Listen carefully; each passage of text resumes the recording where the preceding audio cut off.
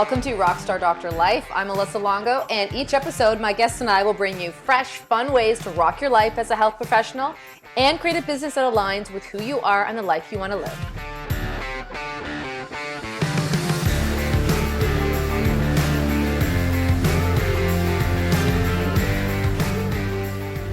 Hey everyone, I am really looking forward to this conversation today on Rockstar Doctor Life. It's not often I get to have my friends on the show, and when my friends are doing really cool things that I think can resonate with listeners, I always love to invite them on. So before we get into my guest for today, a couple of announcements. This is being recorded in the summer. You're listening to this in the summer, which means I am not running any events or taking on any new clients in the summer. However, September is kickoff month. We have our next live event happening September 10th in beautiful Collingwood, Ontario. All the details for that will be in the show notes.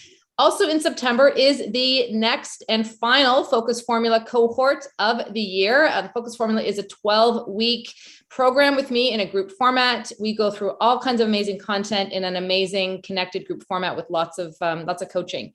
So check that out if you're looking to, get things moving for yourself a little bit more deeply in the fall to round out the year.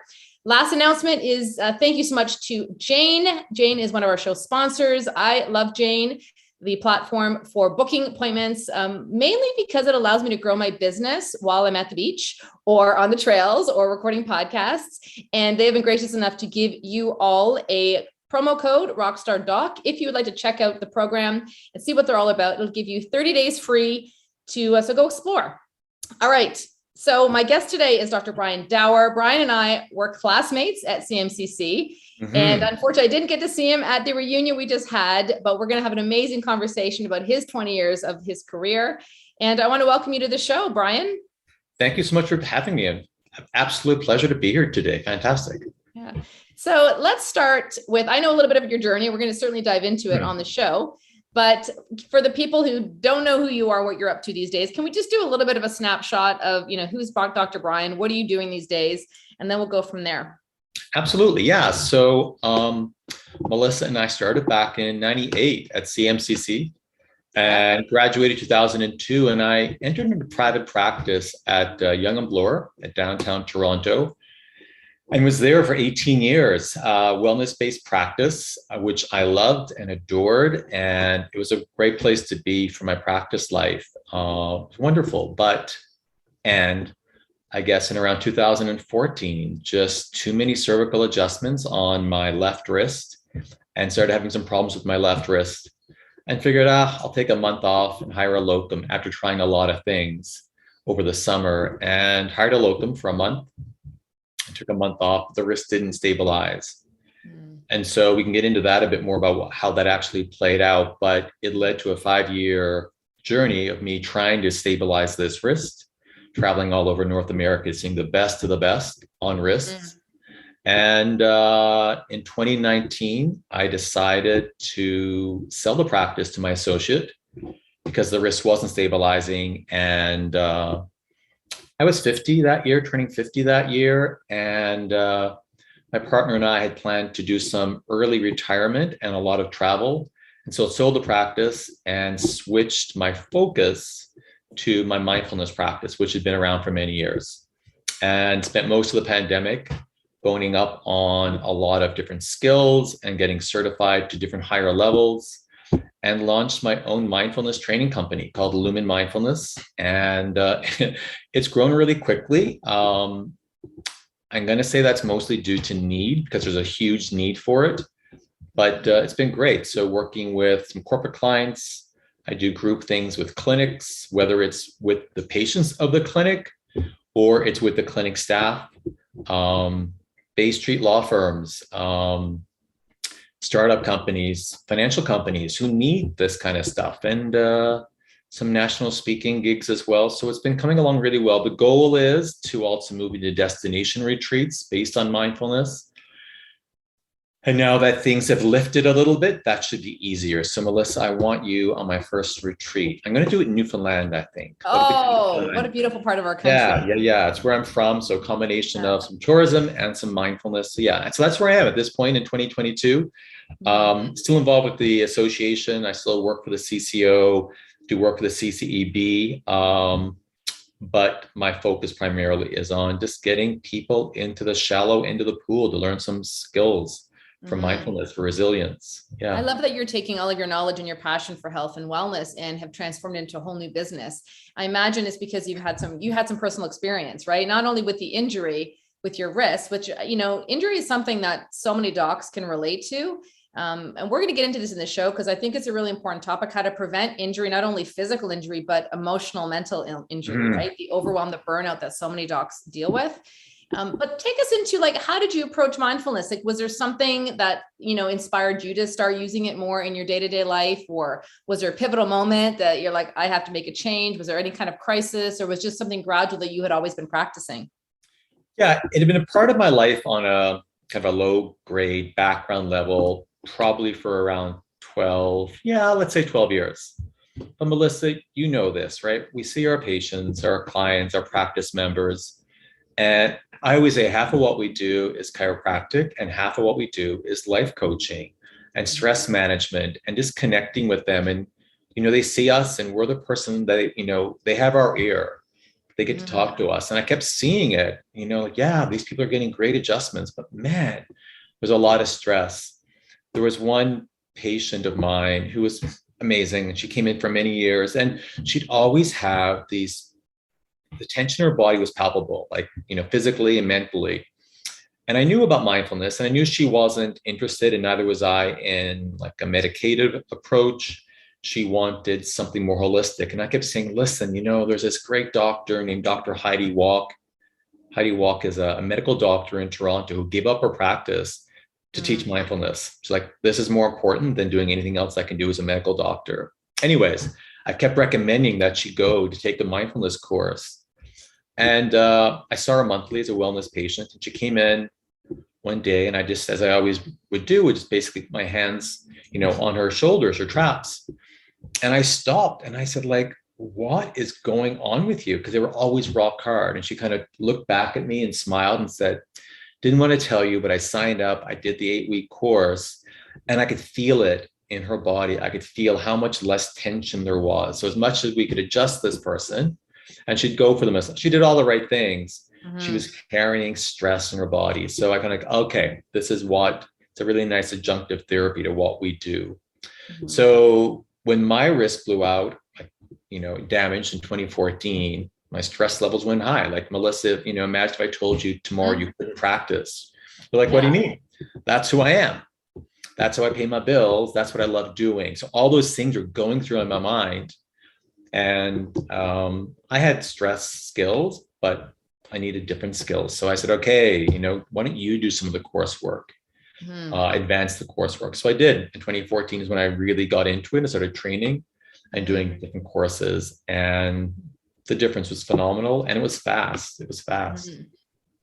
So I always say the same thing to people in practice too. If we're not, the more you do when you're not in my practice, the better results when you're in my practice. So if we're not looking at the cause, to me, that's the core of chiropractic, looking at the cause rather than just treating the effects of something. I think it says it on my wall in the practice here, and stress being, massive for so many people. So if people are not dealing with their stress, they're coming in, they can come get adjusted over and over and over again. And we're not really correcting the source of their issue because we're not dealing with creating the stress in their body. So for you, just so we can clear it up here, what does mindfulness mean to you? Yeah, and that's a really good question because a lot of people think mindfulness is meditation, and it can be, but they also think that it means sitting in a dark room in lotus position with your legs crossed, staring at a candle in the dark for 2 hours. And who has time for that? Who has time for that? And so if that's meditation, and that can be phenomenally beneficial, and it is. I'm heading to Colorado, I guess in about a month's time, to do a week-long retreat in the mountains, and it'll be completely silent for a full week. That's beneficial, but that's a privilege, and most people don't have that opportunity. So if you think meditation is, people think it's often just emptying your mind. Mindfulness is a bigger umbrella over that. So as I teach it, and as I've been taught, mindfulness is basically 3 skills. And you develop these skills, like if you go to a gym and you work on a bicep, you develop a muscle, and later in the afternoon, you need to pick up a case of water. Well, that muscle gets, benefits from that. So the skills of mindfulness are just basically improving your concentration, your sense of sensory clarity, and a sense of equanimity. So what's concentration? Concentration is basically you get to decide where your attention goes. I mean, how often are we completely just lost in thought? Mm-hmm. And all of a sudden you go, wow, that's been 4 hours I've been scrolling on Facebook, or I've been replaying a conversation that I had with so-and-so back in 1997. Like, we do that a lot, right? You're not in charge of your concentration. So the skills that we teach in mindfulness are basically to hone your concentration skills. Clarity just means your ability to be with that experience as it's happening in real time. Mm-hmm. So we were just chatting, Melissa, about you and your sunsets, right? When you're there at the sunset, it's easy to be into it because it's a moment of peace. It's a beautiful environment and you can soak into it. Mm-hmm. But, if you don't get to go to the beach today to watch the sunset, does that not mean you don't get to have a chance of like a beautiful experience? Maybe it's just your first sip of your tea in the morning, or that hot shower, that appreciation. That's the clarity piece that we teach people. Mm-hmm. And then equanimity, that's the big piece, and that's the tougher one to get. So equanimity, basically your ability to let things come and go, like without push or without pull, without resistance, just letting life experiences happen. And it's not apathy. That's got to be almost next to like impossible for most people. Like, yeah, we want to control everything, right? And going with the flow and trusting that life has a purpose, and whether that's in your health, your relationships, your business, like that's still a hard one, even for the most intuitively guided people. It's still a lesson that I'm often learning. Yeah. And it's not, people think, well, hang on, are you saying I should stay in a bad relationship? Absolutely not. It's not apathy.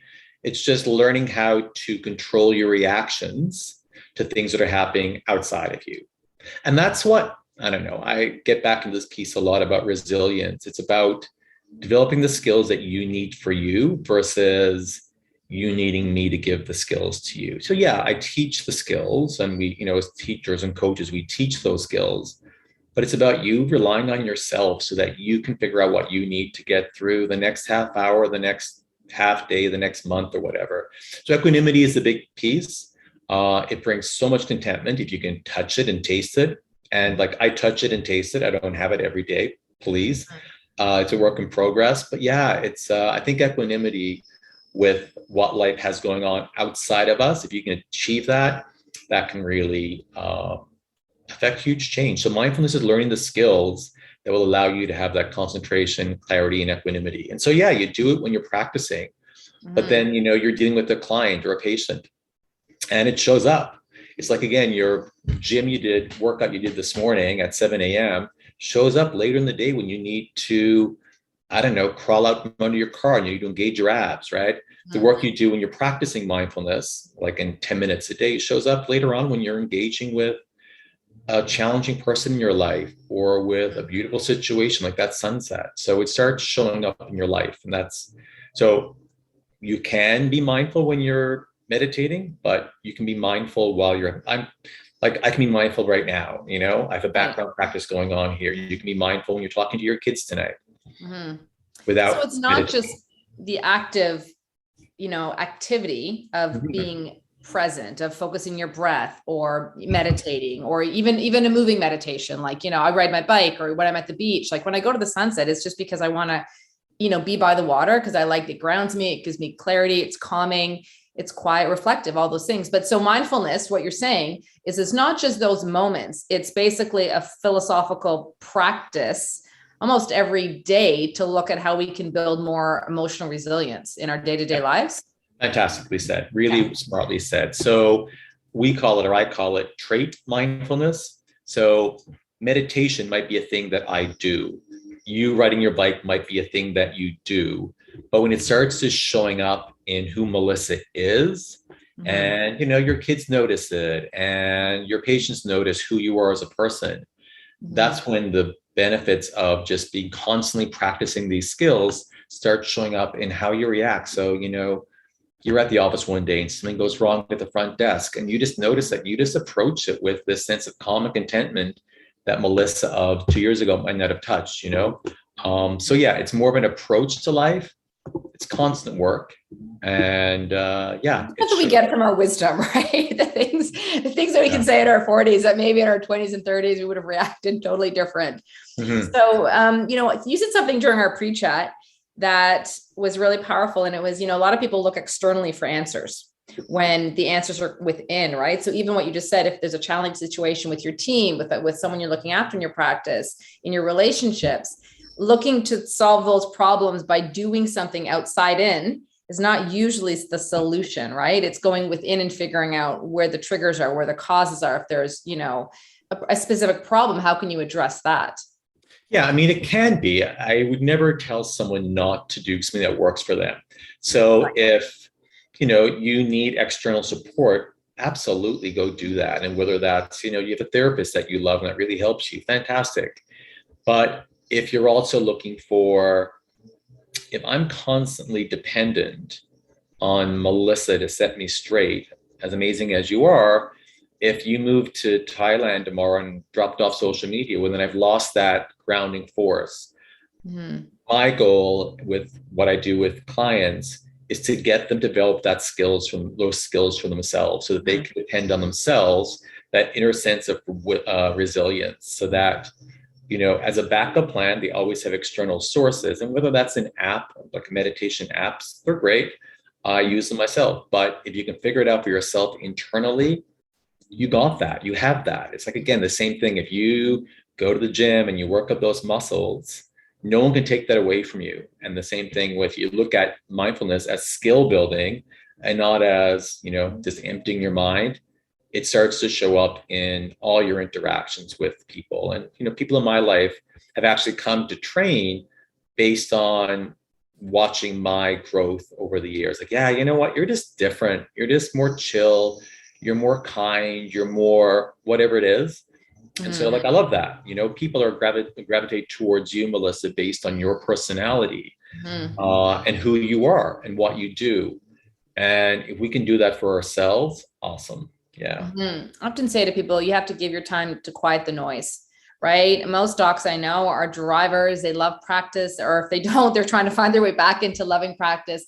But we're always trying to get better, right? We're always trying to learn and do things and listen to things and read things. And then it's like, if you're always putting information into your brain, you're never taking time to sit back and reflect and digest, really get quiet with who you are and what you want. You could hear some great information, but it might not be right for you, right? The things that I do, going to the water, going to the beaches, restoring myself is a part of my emotional resilience tactics, right? And the things that I've helped me overcome challenging situations in my life. So you're right. I mean, there's an individual component to it.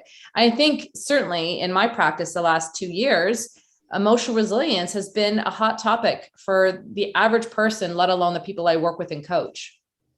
Yeah, if you think about the last 2 years, whatever skills and coping mechanisms, whether they're right or wrong, that you might have had, are probably gone. Let's say you relied on me to have water cooler chat, and that's where you kind of debrief, and that's where you had your safe place, whatever.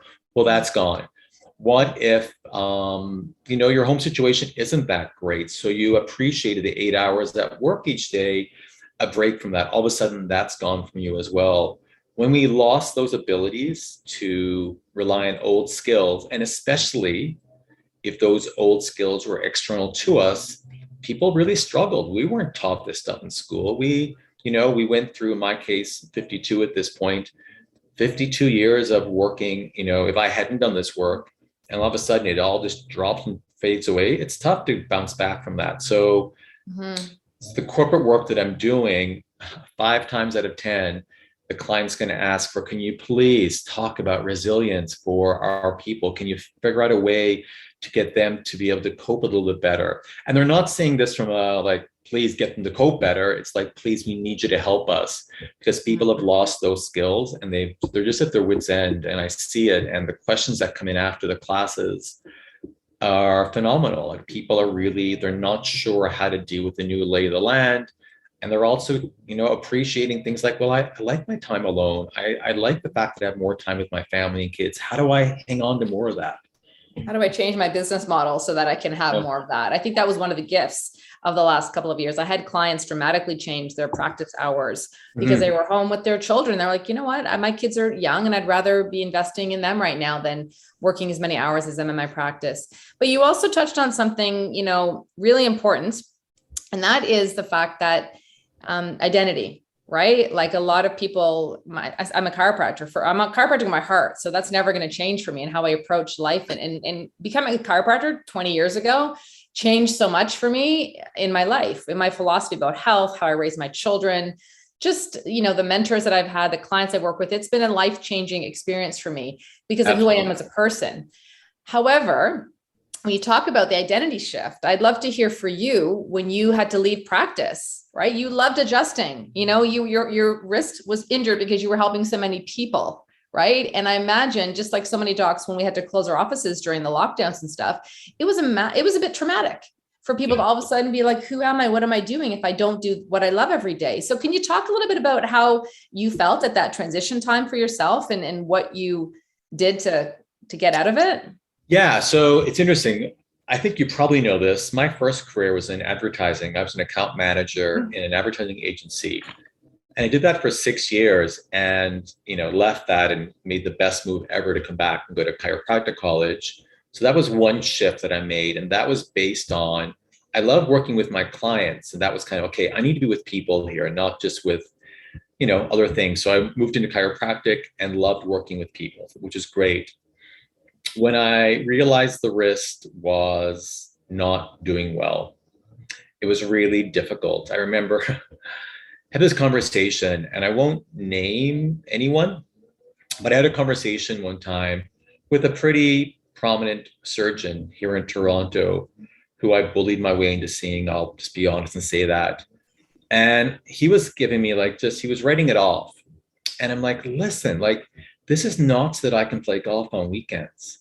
This is my wrist and this is what I do. And I actually, I wasn't crying, but my eyes filled up a little bit. And this surgeon, actually, he was on one of those little small wheelie chairs. He pushed off and wheeled about 5 feet away from me and turned side on to keep talking to me because he didn't get how much this affected who I was. I mean, it was my entire life. And that ego plays a role. We love being doctors. We love helping people.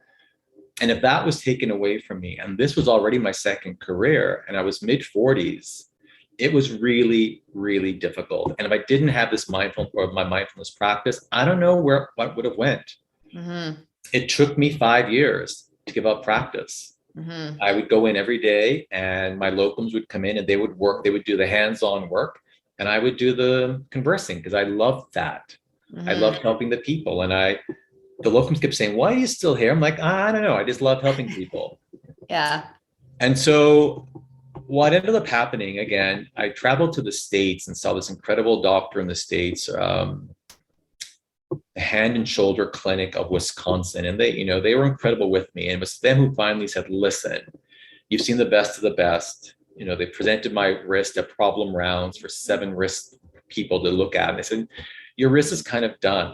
You're not going to come back to doing it. And I guess I tried different things in practice. I certainly went to instrument adjusting for a bit, but I realized I needed to figure out the next chapter. And I had some great people around me, luckily, who were honest with me and said, listen, your strengths are here. Why don't you work with your strengths? Your passions are here. Work with your passions. And I remember taking about a year, to be honest. And I had this huge journal, and there was no lines in it, just blank pages, 11 by 17. And I would have an idea. Maybe I should do this. And I would just, scribble on the page, pros and cons, whatever came to me. And I kept coming back to, you need to work with people. You need to be able to help people figure out a way to deal with their stress. Your previous life, you dealt with the physical manifestations of that stress and neurologically, but you saw how it was affecting them psychologically as well. What if you could do that? I didn't want to go back to school and do 5 more years, become a psychologist or something. Mm-hmm. And I already had the interest and skills in mindfulness. And so I said, okay, that's the commitment. That's the challenge. And then committed to doing the most training at the highest level I could do so that I could quickly transfer those skills from myself to people. And it was difficult. Like there were some dark days when it was a real struggle to find that, we talk about equanimity, because I was watching all you guys out there still adjusting, Melissa. And I was seeing, the people that I follow and feeling like, well, if I can't adjust, like, will this be enough for me? Will it be enough not to adjust, but to help people in other ways? And there was days when it wasn't, and there was days when, yeah. And now that I'm into it and working with so many chiropractors, it's been great in that the connection is still there. I understand what, you do with your practice members. And so it's been helpful for me to kind of to support that. But it was a wild ride. But at this point, it's allowed me a lot of flexibility with my life. I do a lot of this online, and I can do it whether I'm here or I'm in Europe next week. I can, coach someone from Europe. So there's some flexibility to it, but it didn't come easy. It was a lot of just keep going until you create it. I have to think, like, if you want a life of more ease, it's not an easy path, right? There's often some difficult choices along the way. Yeah. I have to tell you, I was having a flashback to Frosh Week, where I think we were sitting together on a bus ride to some event. Really? And we were talking about your first career being in advertising. And I remember thinking, this guy's just, I was at that point, just out of university and going right into school, into chiro college, and thinking, wow, there's so many people in our class that this was their second career. And I had so much respect for you. It's all coming back to me now. And I remember thinking, this guy just really cares about people and wants to. And I think it's really amazing that you've taken that care and that heart for caring for other people and just channeled it into another different way. It's not really any different than coaching and mentoring that I do. I found, a couple of things come to mind. Like, one is, like, you never know how great something new is going to be if you never try, right? Which is why I'm always pushing people, just go and try. Who cares if you fail? Like, you're going to learn something, but it could be better than you expect. And even you getting out of practice and starting to work with doctors, I mean, you're loving it, in a different way than you loved practice. I feel the same reward when I work with my clients, and seeing them thrive in their practices brings me tremendous amount of joy and fulfillment. The same way someone's headaches go away in the practice, or a child, recovers from a breastfeeding challenge. And the other thing that comes to mind is, for you, like, you're having ripple effect on helping doctors help other people now too, because you're helping them get grounded and stay calm and find their own center and emotional resilience, which is a massive gift to so many professionals. Yeah, I think a lot of us suffer from, I know I did, I'll speak for myself, empathy burnout. Like you see those practice members who, my practice was primarily wellness based, and so you see people over years and years and decades, and you always wanted them to be better. And we could affect a lot with our adjustments and our care. But if the mindset was one of challenge or of defeat or of dependence on external, whether it's alcohol, drugs, Facebook, whatever it is, it was tough to see that. And so at this point, it's okay, what can we do to support the incredible work that chiropractors do? So when I work with chiropractors or with anyone, to be honest, it's about because a lot of people, again, at our age, they don't have any idea as to how to figure out an objective assessment of their own life, because they're in it, right? They're in it. And at our age, I'm just halfway. You're halfway. You're much younger than I am. Like, I always love the hourglass as a visual for me when I talk with clients. Because again, if you think about an hourglass, like the top half where the sand is coming from, well, that's your future, right? You can't control it. A lot of it won't even happen. You're going to worry about it anyways. And the bottom half of the hourglass, well, that's happened. That's over with. But how much time do we spend ruminating on past decisions and replaying he said, she said conversations? And if your entire life is spent either worrying about the future, which may or may not happen, which may or may not be controlled, or reliving the past, which is the bottom of the hourglass, are you thinking to put some time into that narrow neck of the hourglass where the good stuff is happening? Because that's it, right? That's it. That's right now. But they did some research on people, and they said, can you sit quietly with your thoughts? And people are like, oh, sure, I can do that. And they put them in a room for no more than 15 minutes. They said, this room just has a chair, a desk, and a small device that if you touch it, it will deliver an electric shock to you. And people are like, well, I'll pay not to shock myself. Like, that's okay. I'd rather not do that. And so 25% of the females and 66% of the males could not sit quietly with their own thoughts, and they shocked themselves. One guy shocked himself over 100 times. Like, we're just not okay with sitting with the present moment that you're in and having those skills to do it. And so that's one of the things that we teach. Like, for me to sit quietly for 15 minutes at this point is a breeze. But I get, before I started this, it was a challenge because I would start going back and, again, either reliving the past or worrying about the future. And that was a life of worry and anxiety. And you know how that affects the nervous system.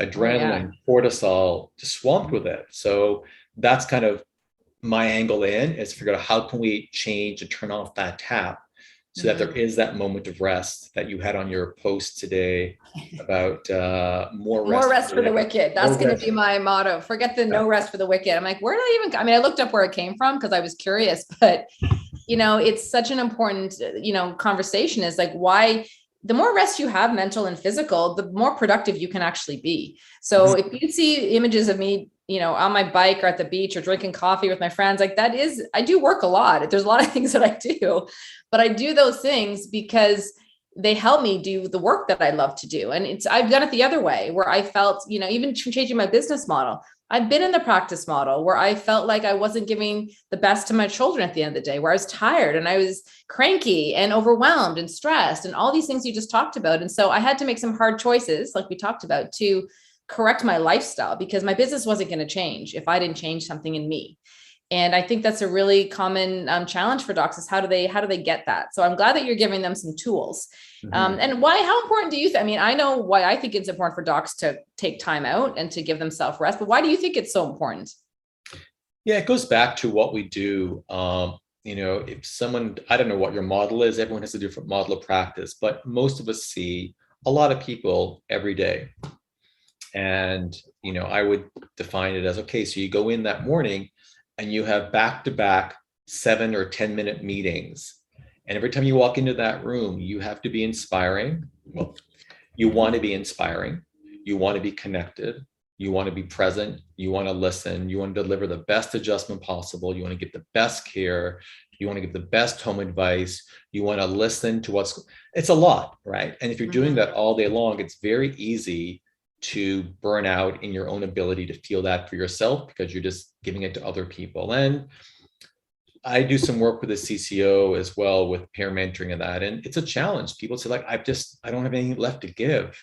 And they fall off the track of what they want to do. They forget why they entered practice. And I think you figured that out. Like, you need to fill that tank. You need to fuel the tank and also figure out where your focus needs to be. When you're in the practice. When you're not in the practice, don't be in the practice. We used to have a sign on the door leaving our clinic, just the clinician's door, or the office door, not the main door. And it was, when you're here, be here. But when you're, that was on the way going in, there was a little porch, and the way going out, it was like, when you're not here, don't be here. Yeah. Do both. But a lot of us don't know how to do that. And it's tough, right? You're trying to make sure the practice is busy and that your associates are busy and your staff are busy and your patients are cared for. But you got to look after yourself because, again, it's that whole overused analogy of the oxygen mask dropping on a plane. If you don't put yours on and try to help everybody but you, you're going to burn out. Yeah. And now, just circling back to like you having a physical injury, is there anything that you think you could have done differently in adjusting? I mean, the reason I ask this is there's lots of docs listening and even new grads that, it's quite terrifying to think like, if anything happens to our hands, what do we do? And so, was it just overuse? Was there anything that you would suggest doctors do or don't do to prevent any hand injuries? Yeah, that's really probably an important question to ask because, again, chiropractors, we are known for our shoulders, our wrists, and our low back injuries. Because, again, the work that we do is very physical for a lot of us. So, full disclosure, I rely too heavily on my golden adjustments. And you know what your golden adjustments are? Yeah. The ones that you have that are golden and that always hit home. And that patients go, wow, like that was so sweet. And so I had my golden adjustments for, cervicals.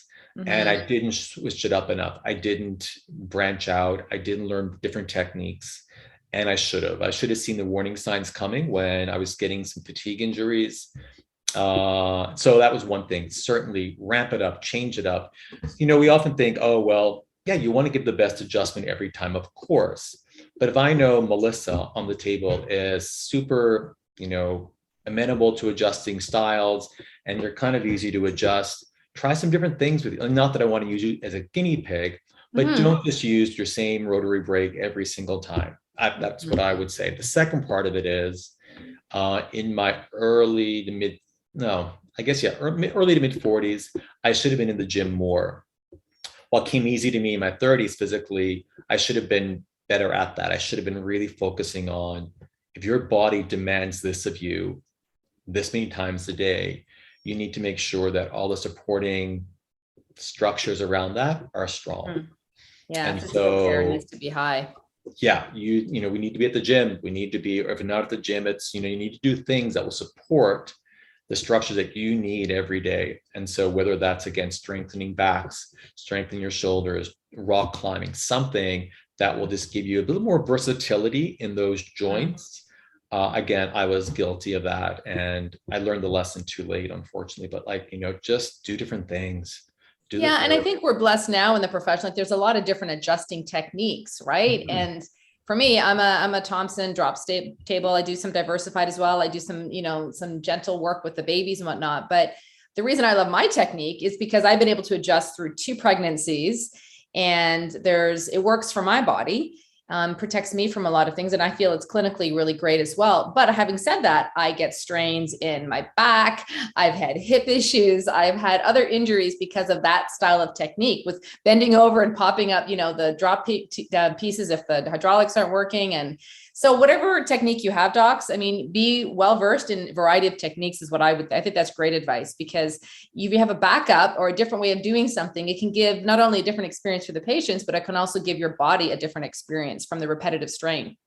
And that's training in and of itself, right? If you're just constantly doing the same muscle firing patterns every day, great, they'll be strong enough. But anything outside of that, so yeah, Melissa, switching things up is great, as you do. Like using drops is great. I was mostly diversified, but certainly switch it up when you can, and if that interests you. Speaking of going back and giving ourselves advice, I'm going to wrap up our great conversation today with a question that I posed to some of the classmates that were at our in-person reunion event. And that was, what advice would you give to yourself as a new grad, like 20 years ago? What have you learned the most in 20 years now of being a licensed chiropractor? What we just talked about, certainly. Switch it up. Switch up your techniques, learn lots. But I think what I would have liked to have learned sooner would have been that empathy piece. And this empathy for myself, and also what I ended up doing towards my later practice years was, like, I gave everything to the patients, which, is commendable and lovely, but to the point where I gave too much.